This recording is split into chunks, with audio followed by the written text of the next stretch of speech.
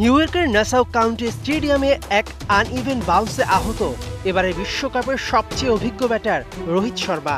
সেই ম্যাচে আগে ব্যাট করতে নেমে 16 ওভারে 96 রানে অল আউট আয়ারল্যান্ড।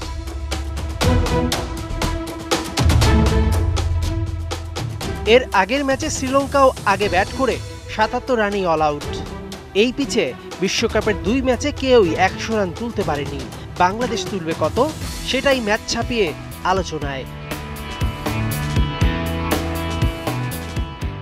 মাত্র 5 মাসে বানানো হয় নিউ ইয়র্কের মাঠটি, যেখানে আগে ছিল উন্মুক্ত পার্ক।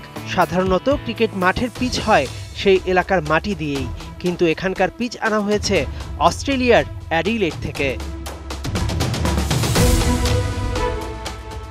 বাংলাদেশ দক্ষিণ আফ্রিকার ম্যাচের ভেন্যু এই নাসাউ।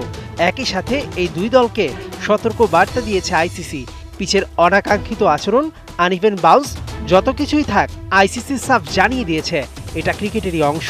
পিচের কোনো দোষ নেই, সাবধানে ব্যাটিং করতে হবে ব্যাটারদেরই। সঙ্গে এটাও জানিয়েছে যত দ্রুত সম্ভব মাঠকর্মীরা ছোটখাটো ভুল ত্রুটি শুধরে দ্রুত উন্নত করবে এই পিচকে।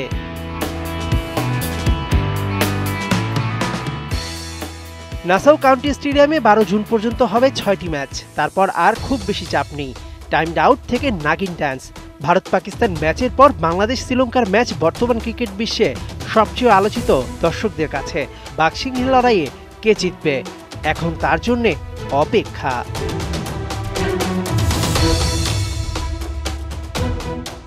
মেহেদী রাইন, 71।